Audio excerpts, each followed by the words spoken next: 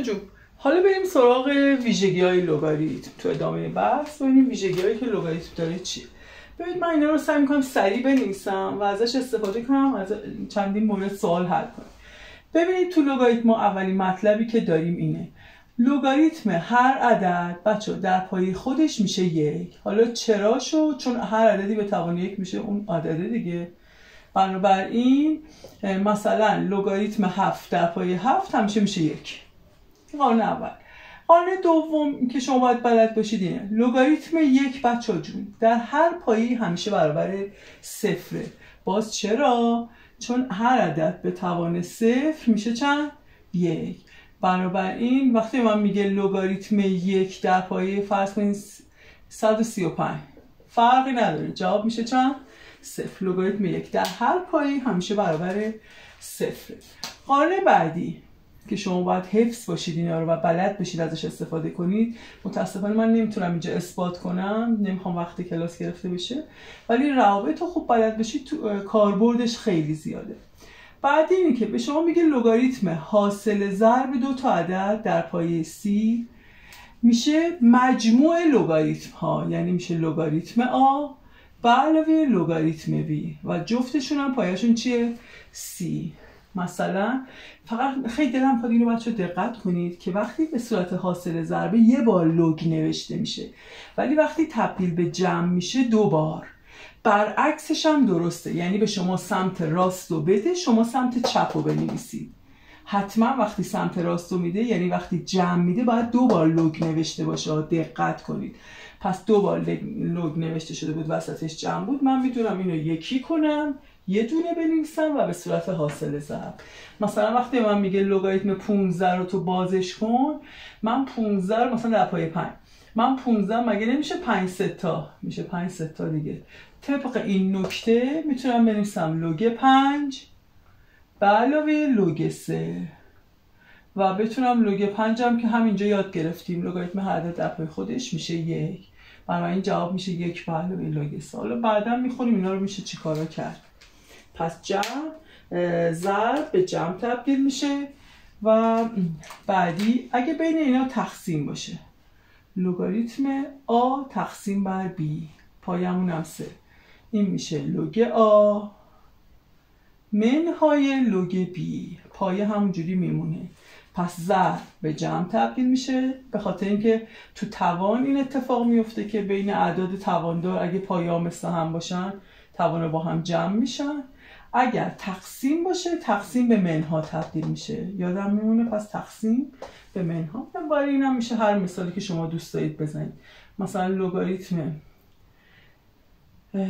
20 در پایه 2 شما دلتون خواست میتونید برسید مثلا لگ 40 تقسیم بر 2 در پایه 2 و اینو تبدیل کنید لگ 40 منهای لگ 2 اگه لازم داشتیم، ما اگر لازم نداشتیم مثلا نمیخواد این کارو کنید.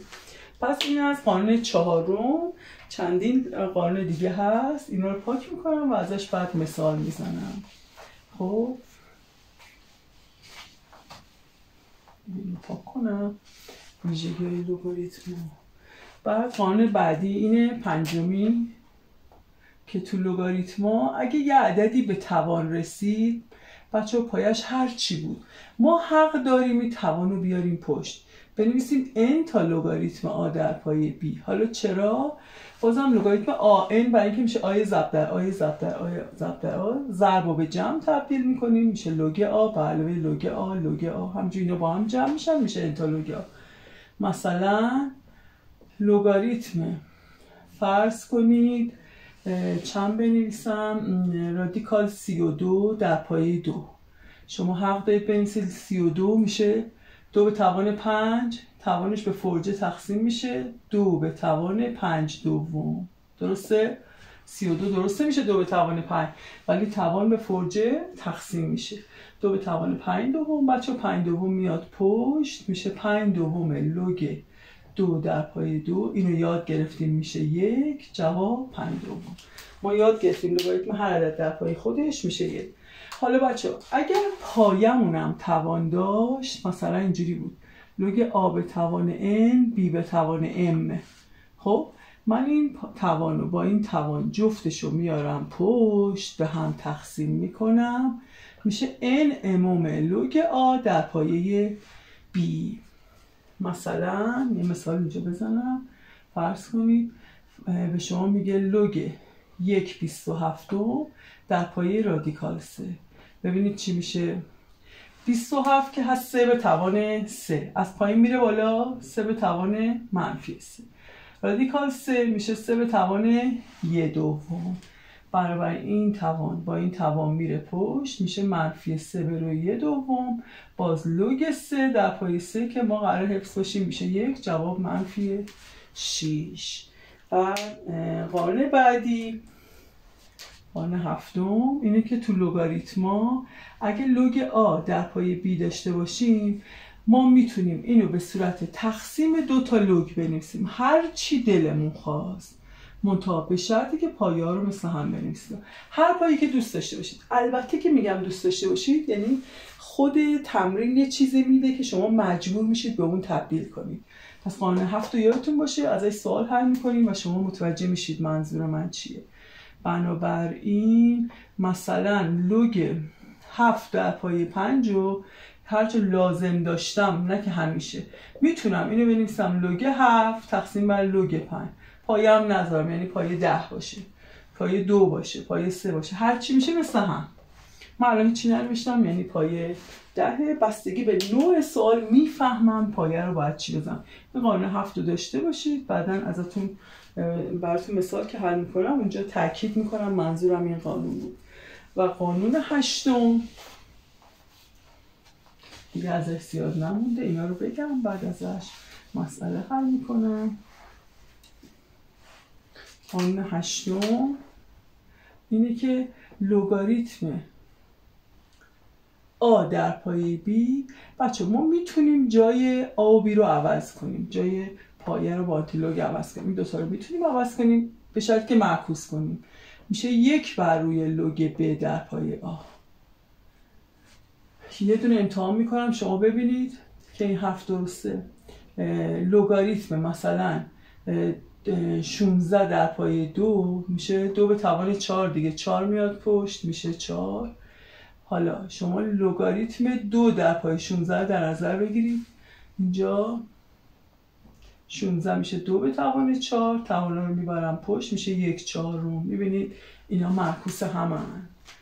البته که من اینا دارم اثبات نمی کنم، فقط دارم مثال میزنم براشون و خود قوانینش مهمه، اثباتش مهم نیست. البته بچه ریاضی خیلی خوب اینا اثباتش هم رو بلد باشن. خب یکی دیگه از قوانینی که تو اینا هست ما خیلی باش کار داریم و کمکمون میکنه بچه اینه که اگه یه عددی به توان لوگ برسه به شرطی که پایه ها با هم برابر باشن، یعنی پایه لوگ با پایه عبارت اون برابر بشه، جواب میشه بی. پس اگه عدد به توان لوگ برسه، تو هیچ کدوم از 8 مورد بالا عددی به توان لوگ نرسیده بود، چه عدد به توان لوگ برسه جواب میشه خود بی. باید این دوتا مثل هم باشن. مثال اگه داشته باشیم 5 به توان لوگ 7 در پایه 5، ببینید این 5 این 5 جواب میشه چی؟ 7. قبوله؟ پس اینو دقت کنید، ما میتونیم از این استفاده کنیم و از این نکته ها تو حل سوالامون کمک بگیریم و حل کنیم. حالا من تو ادامه بحث از اینا تمرین میکنم شما بهتر بفهمید. بچه این آخری رو یه مثال دیگه هم بزنم. ببینید مثلا به شما میگه 3 به توان لوگ 2 در پایه 3 به علاوه لوگ 5 در پایه 3. شما نمیتونید همینجوری راحت جواب بدید، باید حتما اینو به یه لوگ تبدیل کنید. قانونش پایه ها اونم که مثل اینا.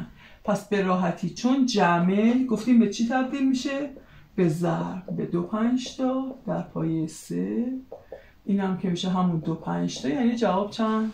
10. حالا از این نکته تو حل سوالامون کمک میگیریم و استفاده میکنیم.